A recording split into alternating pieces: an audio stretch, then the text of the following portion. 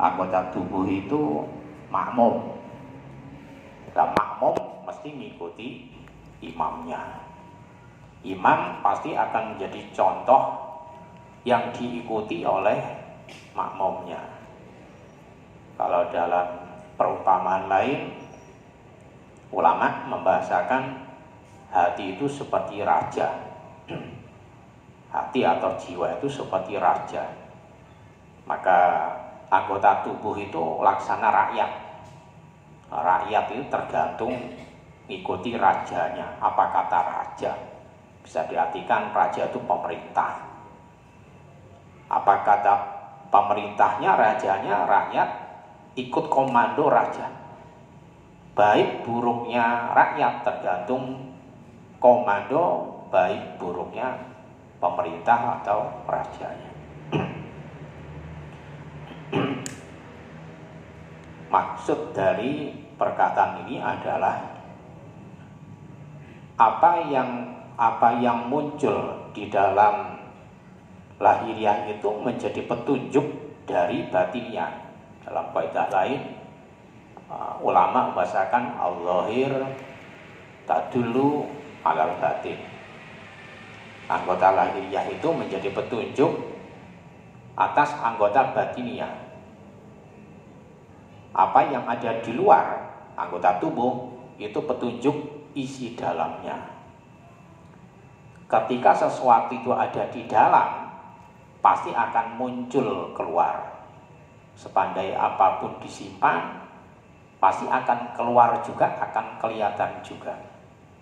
Karena tidak akan mungkin tersimpan selama-lamanya. Jika orang itu isi hatinya senang dengan Allah, maka mulutnya mesti akan selalu bunyi Allah. Kenapa begitu? Karena mengikuti isi hatinya rasa senang tadi itu. Otomatis itu. Enggak mungkin hatinya senang Allah, mulutnya enggak pernah bunyi Allah itu. Tidak mungkin. Karena anggota tubuh lahiriah ini makmum kepada anggota batiniah. Anggota batiniah adalah hati atau jiwa.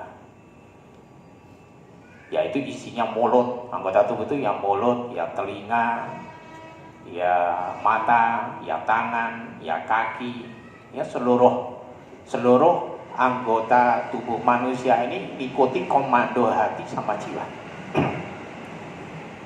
Apa kata hati, tubuhnya akan ikut. Apa kata jiwa, tubuh akan patuh. Semua sumbernya dari hati dan jiwanya manusia. Otomatis ketika hati itu terisi dengan senang Allah, bukan hanya senang ingat Allah atau senang menyebut Allah, tapi senang menjalankan semua apapun yang diperintahkan oleh Allah dengan senang hati, dengan semangat raga. Kami ikut. Kalau hatinya sudah senang Allah, apapun yang menjadi perintah Allah mesti akan disenangi, mesti akan diikuti, mesti akan dijalankan dengan sungguh-sungguh, dengan semangat, dengan istiqomah. Karena isi hatinya dia senang Allah. Itu otomatis. Gak mungkin hatinya senang Allah lalu lahiriahnya senang melanggar larangan Allah. Kan gak nyambung antara hati, jiwa dengan raga. Selalu pasti sambung. Apa yang ada di hati pasti ada di raga. Apa yang ada di jiwa pasti akan ada di raga. Karena itu tadi, anggota tubuh itu adalah makmumnya. Makmum pasti ikut imamnya, dan tidak mungkin tidak ikut imam. Karena itu menjadi komando utamanya, menjadi penentu di dalam sikapnya raga itu tergantung terhadap hati dan jiwanya.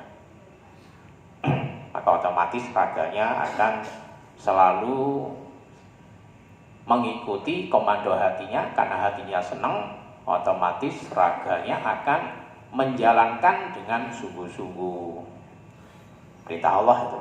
Contohnya sholat, menjalankan dengan semangat, raganya ikut gerak dan geraknya mengikuti komando hati senangnya tadi. Antara senang dengan tidak senang itu kan beda. Menjalankan jika didasari senang hati dengan biasa saja atau dengan tidak senang hati, pasti akan ada perbedaan. Itu nanti akan muncul, akan terefleksi di dalam perbuatan-perbuatan manusia, isi jiwa dan hatinya. Sekarang isi jiwa sama hatinya, isinya apa? Kalau isi jiwa dan hati, pikirannya, cita-citanya adalah Allah, maka nanti bicaranya dia selalu yang berhubungan dengan Allah. Walaupun itu ya melihat tempat sama waktu, gak sembarangan di mana aja bicara tentang Allah. Nggak melihat waktu, nggak melihat tempat, nggak melihat orang, semua diajak bicara tentang Allah, itu ngawur namanya. Nanti disangka stres gitu. Ya tetap melihat kepentingannya, keperluannya, waktunya, tempatnya. Tidak semua tempat waktu orang diajak bicara tentang Allah, itu kan ngawur namanya. Nanti jika di pasar lagi belanja ya, yang kalau orang ngawur ya bukan bicara jual beli harga, diajak bicara tentang Allah. Bagaimana Allah menciptakan sayuran, menciptakan, nggak jadi jual beli, nanti jadinya ngaji di pasar gitu. Ngawur gitu itu. Ya begitu, tapi ya jangan begitu caranya. Tetap ada waktunya, ada tempatnya, ada caranya. Tidak semua pukul rata. Mentang-mentang senang Allah apa aja, di mana aja, dengan siapa aja, semua diajak bicara Allah, bicarakan Allah, ngawur. Nanti disangka orang stres, itu ngawur, itu namanya tidak pada tempatnya. Ya lihat waktunya, tempatnya, caranya di masing-masing itu. Yang dihadapi siapa, begitu. Tidak sembarang orang semua. Itu kan karena cermin. Nanti anggota tubuhnya, raganya dalam menjalankan perintah Allah itu juga bagus. Baik itu waktunya, adabnya, caranya. Nah, termasuk juga orang itu akan bagus di dalam hal menjauhi semua larangan Allah, akan juga gak kalah bagus dengan ketika menjalankan perintah Allah. Dalam artian bagus itu betul-betul menjaga, menjauhi. Kenapa? Otomatis orang itu kalau hatinya senang Allah, sekaligus dia takut sama Allah. Gak mungkin senang Allah tapi dengan Allah berani. Nah itu tidak akan terjadi, mustahil. Ketika hatinya diisi cinta Allah, otomatis sekaligus terisi dengan mengagungkan Allah. Nah, ketika sudah mengagungkan Allah, gak mungkinlah akan melanggar larangan-larangan Allah. Isi hatinya ngagungin Allah. Karena mengagungkan Allah otomatis mengagungkan perintah-perintahnya, yang wajib, bahkan yang sunnah. Jadi nggak nyepelekan bahkan sunnah sekalipun. Kadang-kadang ada orang itu karena amal itu sunnah lalu disepelekan, cuman sunnah, nggak wajib ini, nggak apa-apa. Itu cerminan hatinya. Isi hatinya ya begitu itu. Meremehin peraturan Allah itu sama aja ngeremehin Allah yang bikin aturan. Udah sadar nggak gitu itu? Bahaya loh. Meremehkan sunnah itu, walaupun itu bukan wajib, meremehkan aturan Allah itu sama aja ngeremehin Allah. Jika hatinya bagus dengan Allah, gak bakalan dia berani meremehin amal yang hukumnya sunnah. Contoh puasa sunnah, contohnya sholat sunnah, contohnya sedekah sunnah. Tidak akan berani ngeremehin karena itu perintahnya Allah dan dia sangat mengagungkan Allah. Bahkan yang sunnah pun sangat diperhatikan, sangat sungguh-sungguh dijalankan, walaupun itu cuma sunnah. Apalagi yang fardu. Termasuk larangan Allah juga sama. Jangankan yang dosa besar, jangankan yang makruh itu loh, dia tidak mau. Makruh kan tidak dosa, tapi ada orang yang juga kadang-kadang ngeremehin. Cuman makro, belum sampai dosa aja nggak apa-apa. Itu cerminan hati sama jiwanya, ya itu isinya ya begitu, ngeremehin Allah. Karena isinya hatinya ngeremehin Allah, ya jadi hukum Allah juga diremehin. Begitu akibatnya. Itu kan cerminan dalam, cerminan jiwa sama hatinya. Coba sekarang, kalau jiwa sama hatinya ngagungkan Allah, peraturan-peraturan Allah semuanya dimuliakan, diagungkan, dijaga, dan diperhatikan. Tidak ada yang berani ceroboh dengan aturan Allah, tidak berani. Karena ceroboh meremehkan aturannya sama dengan meremehkan pembuat aturan. Nah katanya ngagungkan Allah, kok ngeremehin Allah? Enggak, itu ngeremehin aturan kan sama aja ngeremehin Allah. Oh begitu ya, baru sadar. Oh kalau gitu gak jadi. Nah, sama itu. Kalau menyepelekan peraturannya, itu sama aja menyepelekan pembuat peraturan. Dan pembuat peraturan agama adalah Allah. Meremehkan aturan-aturan agama itu sama saja meremehkan Allah. Jika sudah berani ngeremehin Allah, jangan ngarepin masuk surga. Jangan pernah bercita-cita pengen masuk surga, gak pantas. Sama Allah juga gak boleh. Cobalah, kalau masuk surga gak bakalan. Bikin membuat marah Allah, ya, pengen masuk surganya Allah, ngawur aja. Gak bakalan dimasukin surganya. Masukin neraka iya, sama Allahnya nyepelekan. Itu cerminan isi hati itu. Itu otomatis kalau sudah hatinya mengagungkan Allah, berarti otomatis perintah-perintahnya sangat diperhatikan. Ya bukan diperhatikan, itu dalam arti dilihat, bukan difahami, bukan dijalankan dengan sungguh-sungguh sesuai dengan syarat-syarat adab dan rukunnya serta syarat sahnya. Betul-betul diperhatikan. Jadi enggak ceroboh, hati-hati maknanya begitu. Kalau ibarat orang itu kalau ngambil pendapat, bukan pendapat yang lemah, pendapat yang paling kuat kalau dalam fikih. Ya lemah-lemahnya paling pendapat asoh lah. Setidak-tidaknya sahih pendapat para ulama, atau mu'tamad yang bisa dibuat sandaran, yang muttafaqun alaih disepakati oleh para ulama, yang pendapat wakila, waqala yang gak jelas siapa yang ngomong tidak dipakai, walaupun ada yang berpendapat. Itu juga sama menunjukkan isi hatinya. Tapi jika isi hatinya ngeremehin hukum, nanti yang penting masih ada yang berpendapat, walaupun gak jelas itu siapa yang berpendapat, pakai. Nah itu menunjukkan isi hatinya sama, gak wirai namanya. Nah, kurang hati-hati. Orang gak hati-hati ya lalu ceroboh dalam mengambil pendapat-pendapat, dalam memutuskan hukum, dalam mengambil pendapat ulama.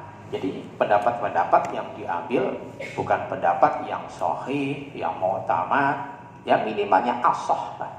Enggak, yang diambil yang dhaif, yang enggak jelas siapa yang berpendapat, tapi dalam kitab-kitab syariat fikih ada. Seperti wakila atau wayuqalu, itu kan enggak jelas itu siapa yang ngomong. Wakila yahillu, halal. Masih ada yang berpendapat enggak masalah, masih ada yang bilang halal. Tuh, itu cermin hati.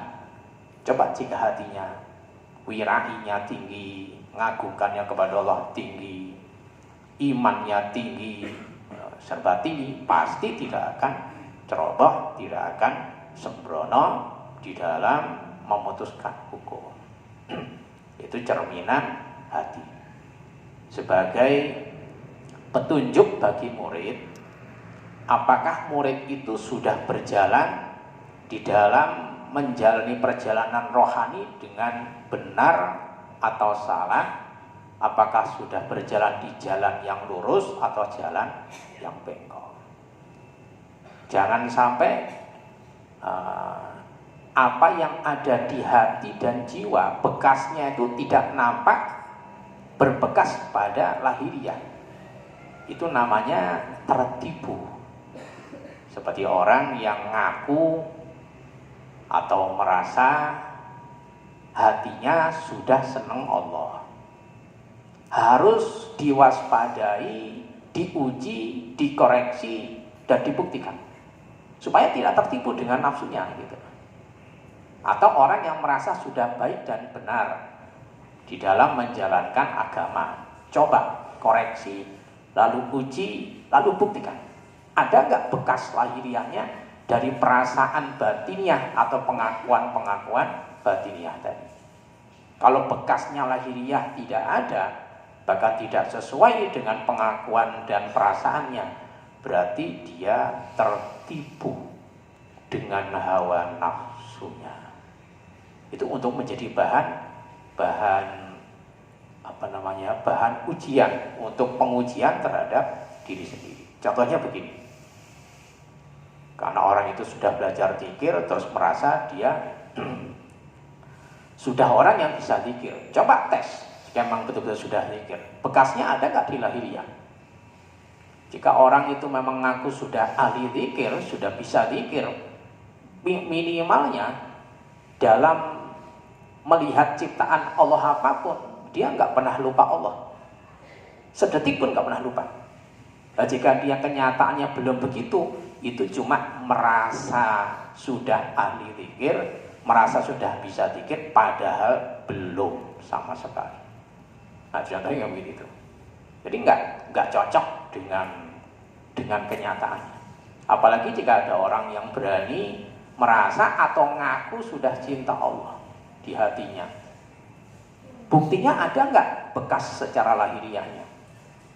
Bukti nyata secara lahiriahnya sudah ada sesuai belum dengan perasaan dan pengakuan batiniahnya. Ngakunya cinta sama Allah, merasa cinta Allah, tapi kenyataan lahiriahnya ingat Allah aja jarang-jarang. Sering lupa Allah, begitu kok merasa cinta. Gak ada bekasnya, zikirnya aja nggak melekat. Ngaku cinta lagi. Orang zikir tuh pasti melekat zikirnya, nggak pernah lupa Allah, sedetik pun nggak lupa. Dan itu bukan baca, itu udah rasa. Kalau cuma baca aja belum. Padahal orang baca itu belum mencapai derajat cinta. Baca nama Allah, Allah itu Allah. Dan itu pun nggak dibunyiin, bunyi sendiri. Hati itu bisa bunyi sendiri, Allah nggak usah dibunyiin, nggak usah disengaja, bunyi sendiri. Tapi orang yang bisa bunyi zikir seperti itu belum mencapai tingkatan cinta Allah. Orang cinta Allah kan sudah pakai rasa, udah nggak pakai bunyi hati. Tapi jalannya harus lewat hati yang dibunyikan tadi. Ya minimalnya hatinya bunyi Allah atau bunyi tanpa dibunyikan. Dan jika itu aja enggak, terus ngaku, berani ngaku atau merasa cinta Allah, nah itu kan namanya pengakuan yang palsu. Jadi tertipu sama nafsunya. Bekasnya harus ada. Jangan cuma di dalam ngaku atau merasa, tapi kenyataan di luar tidak ada. Ini namanya tertipu dan terpalsu oleh nafsunya sendiri. Contoh merasa sudah baik hatinya, sudah baiknya ada buktinya apa enggak? Merasa sudah murah umpamanya. Namanya orang kan punya perasaan macam-macam di hatinya, perasaan yang bagus umpamanya. Ini harus ada buktinya, harus ada bekasnya. Karena luar itu menjadi petunjuk dari dalam. Kebenaran dalam itu akan terbukti nanti di luar. Kalau di luar tidak seperti di dalam, berarti masih bohong, masih palsu. Contoh merasa murah. Orang merasa murah, dermawan itu buktinya harus ada. Nah, jika merasa dermawan, berbuat baik, nunggu diminta, itu namanya masih bakhil. Udah gitu jumlahnya sedikit, udah gitu dihitung, udah gitu diungkit-ungkit, sudah gitu diingat-ingat, itu namanya belum dermawan. Itu masih bakhil, bukti lahiriahnya belum ada. Harus ada buktinya, bekasnya di luar harus ada. Jika merasa sudah punya sifat dermawan, dengan siapapun masih murah.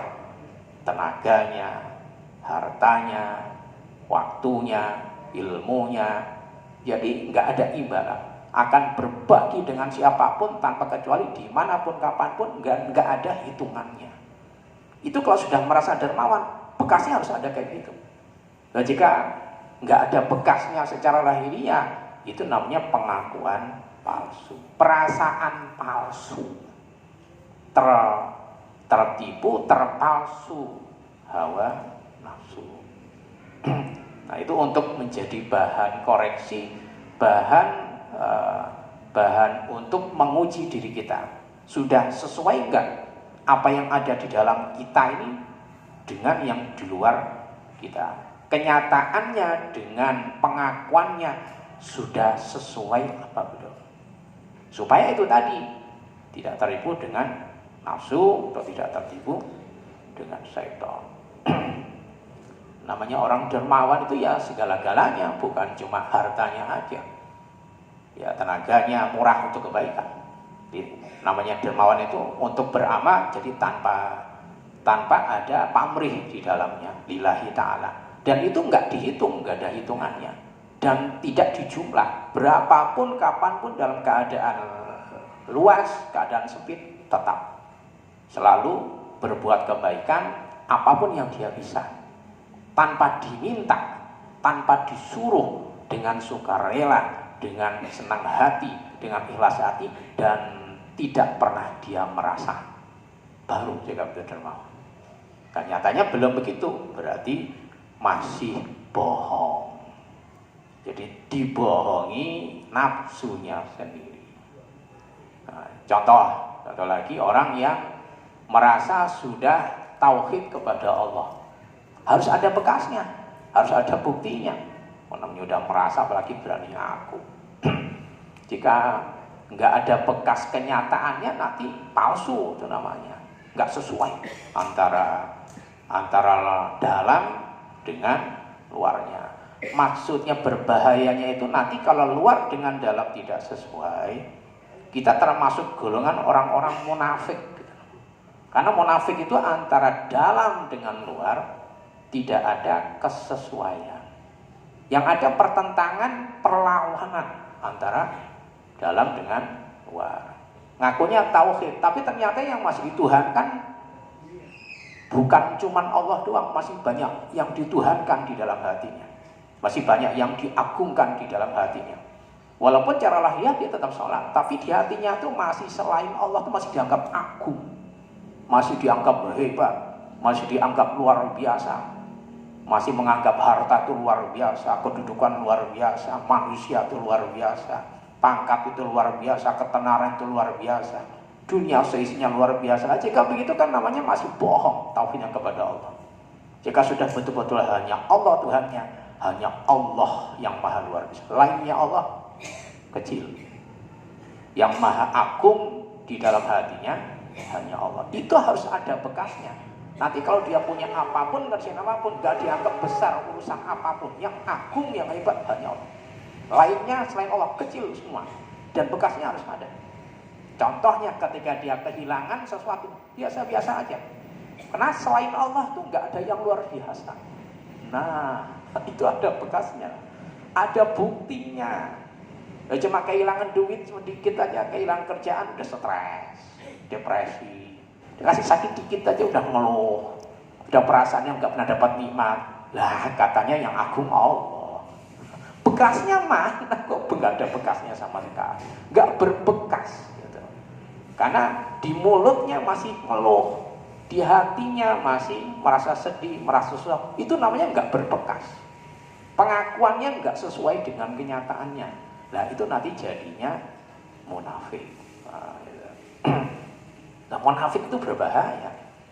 Makanya petunjuk menjadi petunjuk dan menjadi jalan mewaspadai dan koreksi kita terhadap diri kita sendiri, bukan untuk koreksi orang lain. Juga bisa dipakai, di bawah tadi kan dijelaskan, untuk kalau kita berkumpul dengan manusia supaya kita ketularan kebaikannya, terbawa cita-cita tingginya dengan orang yang akhlaknya mulia.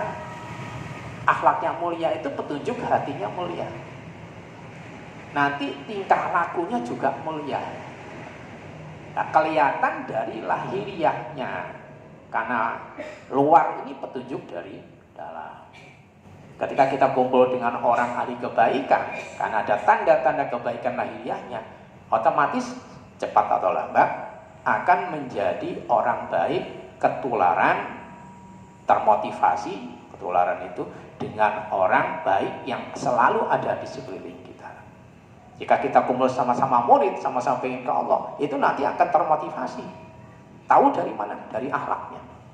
Akhlak itu cerminan hati masalahnya. Apa yang timbul di luar itu cerminan dalam. Cerminan isi hatinya, cerminan cita-citanya, cerminan keyakinannya, cerminan perasaannya, cerminan jiwanya.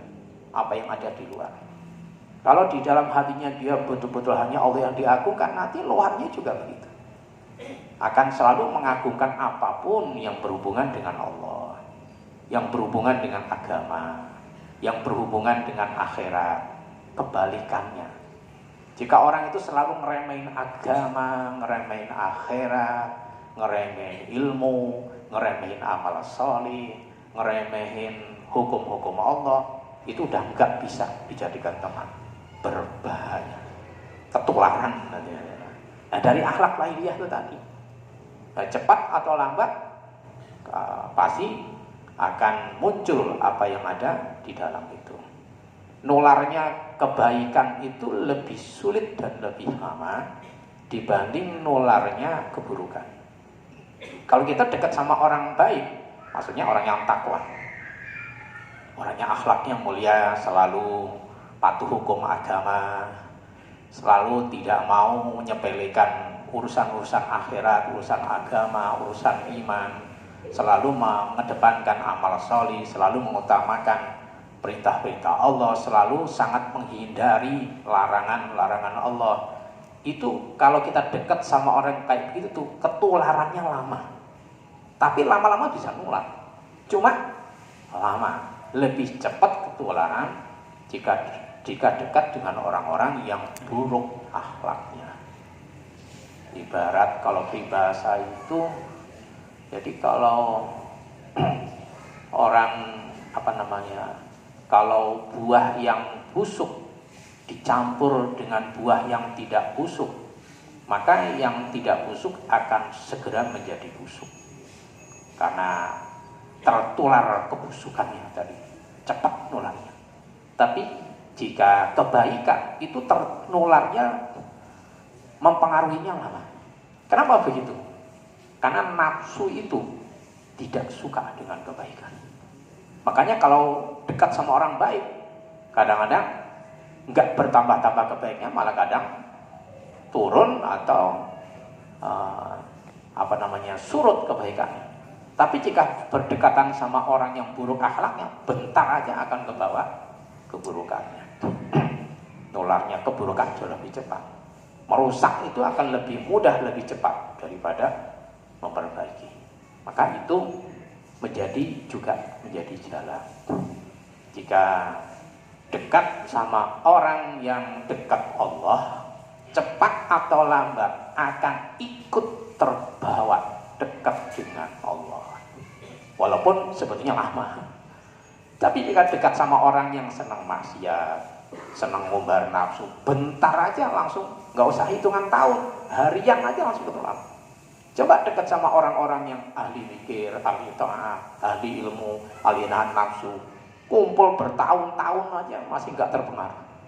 Nah, karena itu tadi, karena nafsu itu senangnya kepada keburukan dan benci terhadap kebaikan. Tapi walaupun toh lama-lama juga akan terpengaruh juga. Nah, begitu pula antara lahir dengan batin ini harus betul-betul harus serasi. Karena kalau tidak serasi, itu menunjukkan sifat munafik atau sifat musyrik yang ada di dalamnya. Itu berbahaya. Untuk orang yang ingin sampai ke Allah, itu menjadi penghalang yang sangat berbahaya. Perasaannya dia adalah sudah baik dan benar, tapi kenyataannya masih buruk dan salah serta menyimpang. Kenapa? Antara ucapan perbuatan, perasaan dengan kenyataan masih tidak ada kesesuaian. Ketika ini masih bertentangan hal-hal tersebut, maka menunjukkan masih ada penyimpangan di dalamnya. Kalau masih ada penyimpangan, kemungkinan cuma dua. Kalau tidak musyrik, munafik. Itu berbahayanya begitu. Urusan luar dengan dalam ini nggak boleh berlawanan. Harus selalu beriringan bersamaan, berkesesuaian. Itu petunjuk kemuliaan, kebenaran, dan petunjuk kelurusan di dalam perjalanan. Kalau tidak begitu, berarti bengkok perjalanannya. Ini bisa dibuktikan di dalam ayat Quran. Dalam Quran, kalimat alladzina amanu, pasti setelahnya wa amilus sholihah. Orang yang hatinya isinya iman, pasti kelakuannya, akhlaknya amilus sholihah. Kan begitu dalam Quran. Orang-orang yang beriman pasti gandengannya sekaligus wa amilus sholihah. Beramal yang bagus, berarti akhlaknya mesti bagus. Kenapa akhlaknya bagus? Karena beriman. Karena beriman otomatis luarnya akhlaknya bagus. Amilus sholihah. Tidak mungkin orang yang isi hati sama jiwanya iman, lalu dalam Quran wa amilut tholihat. Amil tholihat itu kebalikannya sholihah. Berbuat jahat atau buruk, nggak ada di Quran. Jika isi hatinya iman, mesti raga luarnya ini amilus sholihah, beramal yang bagus sesuai tuntunan Allah. Kenapa dia bagus luarnya? Karena dalamnya isi hatinya bagus. Karena isi hati sama jiwanya iman, otomatis raganya dihiasi, dipenuhi amal soleh. Kan pas. Dalam yaitu iman itu menjadi petunjuk luar, yaitu amal soleh. Amal soleh luar itu sebagai cerminan dalam hatinya yang dipenuhi isinya dengan iman. Antara dalam dengan luar pasti serasi. Maksudnya serasi itu lengkap, ini satu paket. Antara ucapannya, keyakinannya atau perasaannya, perbuatannya dengan kenyataannya, ini semua sekaligus sesuai serasi. Kalau sudah seperti itu namanya mukmin hakiki. Iman yang benar sebenar-benarnya. Alias jauh dari kemusyrikan. Alias selamat dari kemunafikan. Tapi kalau belum serasi 4 hal tadi, kemungkinannya 2. Kalau tidak musyrik, munafik. Dan musyrik serta munafik ancaman yang neraka dari Allah. Gak ada loh di Quran yang mengatakan orang musyrik masuk surga. Dan gak ada di Quran orang munafik masuk surga itu gak ada. Udah baca aja Quran. Innal munafiqina fit darkil asfali minan nar. Orang yang munafik itu ancamannya neraka paling bawah. Apa? Siapa orang munafik? Orang munafik itu orang yang antara lahir dengan batinnya tidak sesuai. Gak cocok antara luar sama dalam. Kenapa? Karena terjadi kebohongan. Antara mulut sama hati gak sesuai. Antara hati dengan kelakuan gak sama. Itu namanya munafik. Kalau sudah munafik pengen ke Allah, bagaimana caranya? Lah Allahnya benci. Allahnya tidak ridho. Lah dia dimurkai Allah, kepengen ke Allah. Itu gara-gara gak sesuai antara luar dengan dalam. Yang benar itu ucapan, keyakinan atau perasaan. Karena keyakinan masuk dalam bagian perasaan. Antara ucapan, perasaan, perbuatan, dan kenyataan itu semua sama. Sama-sama sesuai. Jika mulutnya bilang Allah, hatinya isinya juga Allah. Ya, yakinnya dengan Allah juga tinggi. Terus lahiriahnya selalu ngikuti Allah. Enggak pernah mau ngikutin nafsu sama setan. Dan selalu menjunjung tinggi semua aturan-aturan Allah dan selalu memuliakan semua syiar-syiar agama Allah, lahir batin tanpa berhenti istiqomah. Kalau sudah kayak begitu namanya mukmin hakiki. Otomatis orang kayak begitu tidak ada munafiknya, tidak ada musyriknya. Sekarang dibalik. Kalau cuma mulutnya yang bilang Tuhan saya Allah, tapi kenyataannya tukang ikuti nafsu, tukang maksiat. Dengan agama Allah nggak peduli, dengan Allah juga nggak malah berani, dengan Allah nggak mengagungkan, dengan Allah malah berani, dengan Rasulullah juga tidak cinta, dengan Allah juga tidak cinta, tapi mulutnya bilang Tuhan saya Allah. Terus jika ada begitu kan namanya dusta. Nggak cocok antara omongannya dengan isi hatinya, dengan perasaannya, apalagi dengan kenyataannya. Jauh. Tidak ada kesamaan. Kalau sudah begitu apakah namanya tidak munafik? Coba pikir bagaimana. Kan munafik jika begitu. Waduh, nah kan ketahuan salahnya kan. Kalau dan baru tahu semua. Nah, jika udah begitu tuh nggak pantas masuk surga. Gitu. Oh munafik begitu kok pengen masuk surga, perbaiki dulu, obati dulu itu penyakit munafiknya itu. Belajar sama antara ucapan, perasaan, perbuatan dengan kenyataan, semuanya sama persis. Nah, jaga itu baru. Itu tidak dusta, tidak palsu, tidak bohong dengan Allah. Jika Allah dibohongi, kira-kira tahu nggak? Kira-kira. Lah pasti tahu lah. Allah dibohongi kira-kira. Allah Maha tahu. Kalau kita bilang di mulut, tapi di hati dengan di perbuatan nggak sama, Allah tahu nggak? Allah tahu nggak? Pastilah Allah Maha tahu. Loh kita aja tahu, masa Allah tidak tahu? Kan? Itu baik apa buruk? Jika ucapan, perbuatan, perasaan, kenyataan nggak sama semua, baik apa buruk? Baik apa buruk? Sangat buruk. Itu munafik namanya. Munafik itu tidak sesuai antara lahir sama batin, antara ucapan, perbuatan, perasaan, dan kenyataan. Itu namanya munafik. Habis udah begitu caranya. Kita nggak punya tempat sudah. Karena kita masih begitu. Gitu. Nah, kan kelihatan salahnya kan kalau udah begitu. Waduh, lah jangan waduh aja belajar. Belajar coba disesuaikan antara lahir batin sama. Gitu. Ya, itu baru bener. Gitu. Yang paling berbahaya jika musyrik. Waduh, ini paling berbahaya. Jadi antara ucapan dengan kenyataannya, dengan perasaannya jauh berbeda.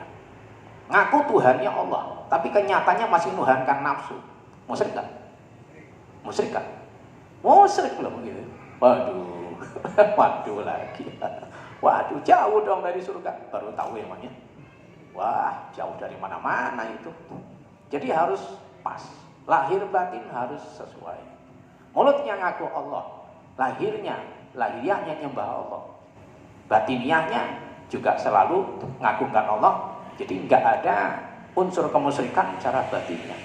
Jadi nggak boleh ada, merasa kuat, merasa bisa, merasa apalagi ngaku, tidak boleh ada. Jika masih begitu, namanya masih musyrik. Kita sering mengucapkan kalimat syahadat setiap hari. Bersaksi, asyhadu, aku bersaksi bahwa tidak ada Tuhan yang maujud yang berhak disembah kecuali hanya Allah. Mulutnya, isi hatinya sama kenyataannya sudah pas belum? Sudah pas belum? Nyatanya yang banyak belum. Nah, kalau begitu masih musyrik. Karena nyatanya dalam kehidupan tiap hari masih gampang ngikuti nafsu, masih sering menuhankan nafsu. Jika bicara nafsu ini cakupannya luas nafsu itu. Orang yang hidupnya masih ngikuti nafsu, itu tandanya masih belum tauhid 100% kepada Allah. Masih menduakan Allah. Karena nafsu yang diikuti itu sama aja menuhankan nafsu. Ayo coba tafakur. Waduh lagi. Emang banyak kesalahan kok Mas. Nah kalau nggak dibuka begini kan merasa sudah baik aja. Sudah merasa benar aja jadi orang Islam. Sudah merasa berhak masuk surga aja. Tapi udah dibuka begini. Aduh, Hilang sudah merasa baik. Waduh, banyak yang diperbaiki ya. Harus banyak yang diperbaiki, banyak yang diluruskan, banyak yang ditata, masih banyak yang harus dibenerin habis-habisan. Jangan merasa sudah baik, sudah benar, nyatanya masih penuh dengan keburukan. Karena masih senang ngikutin nafsu. Orang masih senang maksiat itu jelas-jelas ngikut senang, masih ngikutin nafsu. Jika ngikutin nafsu itu berarti masih menuhankan hawa nafsu. Jika masih menuhankan hawa nafsu lah musyrik. Kan? Kenapa? Karena masih nggak sesuai. Mulutnya baca syahadat, tapi isi hatinya belum nyata-nyata Allah yang hanya dituhankan. Karena masih senang ngikutin nafsu. Yang diakukan di hati belum Allah. Nyatanya selain Allah masih, kalau kehilangan masih merasa sedih, merasa gelisah, merasa putus asa, merasa menderita, merasa terbeban. Lah katanya yang agung Allah. Cuma kehilangan makhluk aja udah goncang. Lah katanya Allah agung. Kan nggak sesuai dengan bilangnya Allahu Akbar. Ketika salat yang diucapkan pertama kali takbir apa? Allahu Akbar. Apa artinya? Allah Maha Agung. Berarti lain Allah tidak boleh ada yang agung gitu loh. Prakteknya, kenyataannya harus sesuai dengan ngomongnya. Nah, mulutnya bilang Allahu Akbar, nyatanya pun harus sama. Di hati, di dalam kenyataan, praktek juga harus sama. Dalam perasaan juga sama, nggak boleh goncang. Lain Allah hilang, biarin, nggak boleh goncang, biasa-biasa aja. Kehilangan 1 triliun, biasa-biasa aja. Kehilangan nyawa, nggak masalah, nggak takut. Yang saya takuti kehilangan Allah. Baru cocok sama mulutnya bilang Allah Maha Agung, Allahu Akbar. Mulutnya, hatinya, perbuatannya, perasaannya, kenyataannya semua sama. Kalau sudah begitu tidak musyrik namanya. Kalau belum seperti itu berarti masih musyrik atau masih munafik. Dalam Quran kan jelas, sering saya ulang-ulang ayatnya. Wa may yusyrik billahi faqad haramallahu 'alaihil jannah wa ma'wahun nar. Siapa saja orang yang masih musyrik kepada Allah, Allah mengharamkan masuk surga. Itu ayat Quran jelas dari Allah. Terus ayat yang menjelaskan munafik masuk neraka, innal munafiqina fit darkil asfali minan nar. Orang-orang munafik itu nanti tempatnya neraka paling bawah. Aduh, enggak dapat tempat. Seperti itulah. Itu pentingnya sesuai antara lahir dengan batin. Dalam hadis juga banyak yang menjelaskan gitu. Makanya di dalam Quran juga ayat-ayat yang menjelaskan orang kafir yang hatinya jahat. Itu nanti omongannya juga jahat, keji, jahat, dan tidak punya adab. Orang kafir itu kan hatinya kafir, jahat, keji, ngomongnya juga keji. Contohnya bagaimana ngomong keji? Ini kan anggota tubuhnya, cerminan isi hatinya. Orang kafir itu mengatakan Quran itu sihir, Quran itu ilmu sihir, Quran itu dongengan, cerita dusta orang-orang dulu. Nabi Muhammad itu gila. Iya, mulutnya ngomong gitu. Kenapa mulutnya ngomong gitu? Karena hatinya jahat. Karena hatinya kafir. Melihat bahasa mulutnya, itu cerminan isi hatinya. Jika udah hatinya jahat, ya mulutnya juga jahat kayak gitu. Ngikut mulutnya. Maka orang itu kalau hatinya bagus, maka mulutnya bahasanya juga bagus. Jadi kalau mulutnya itu hatinya itu mulia, hatinya itu bersih, lembut, santun, bahasa yang keluar dari mulut juga masih akan lembut, santun, dan bagus. Nggak akanlah keluar bahasa-bahasa binatang, bahasa bonbin keluma terucap di mulutnya. Nama-nama binatang semua keluar kalau marah. Itu isi hatinya itu. Isi hatinya banyak bonbinnya itu. Nah, apalagi ngomong sama istrinya lagi. Alhamdulillah. Orang marah sama istrinya di pelampiasan, isinya kata-katain dengan nama binatang. Itu cerminan isi hatinya yang kotor. Buruknya akhlak hatinya suaminya. Maka bahasanya keluar dalam mulutnya. Apalagi naudzubillah min dzalik, sampai melakukan KDRT dalam rumah tangga. Itu karena tercelanya isi hati sama jiwa suaminya. Itu cerminan dalamnya itu. Maka tampil dalam luar dengan melakukan perbuatan-perbuatan tercela. Walaupun juga bukan berarti orang itu luar itu bukan jadi jaminan untuk ukuran dalam. Kadang-kadang orang itu luarnya baik tapi dalamnya tidak baik. Nah, itu yang namanya munafik. Jadi kalau masih pacaran, bahasanya lembut, mesra, halus, ngerayu-rayu, memperhatikan, pokoknya indah-indah semua. Giliran sudah nikah, boro-boro mesra, bahasanya udah nyelekit, lupa ketika pacarannya. Nah, itu munafik namanya. Jadi sudah hilang sifat-sifat baiknya ketika sudah halal jadi suami istri, malah sudah tidak sebagus ketika masih haram pacaran. Makanya pacaran sama Allah dilarang. Ya, karena terdapat sifat munafik di dalamnya. Karena ada unsur tipu muslihat, tipu menipu di dalamnya. Ada sifat munafik di dalamnya. Makanya sama Allah dilarang. Yang paling berbahaya karena mendekati pintu zina lewat pacaran itu tadi. Wala taqrabuz zina innahu kana fahisyatan wa sa'a sabila. Nah, makanya dilarang. Ya, itu maka bukan jaminan. Kalau luarnya baik itu bukan jaminan dalamnya baik. Tapi untuk orang-orang yang hatinya dipenuhi nurullah, yang hatinya sudah dibuka oleh Allah, apalagi orang-orang yang sudah makrifat kepada Allah, apa yang tampak di tampilan luar itu adalah tampilan dalam yang baik.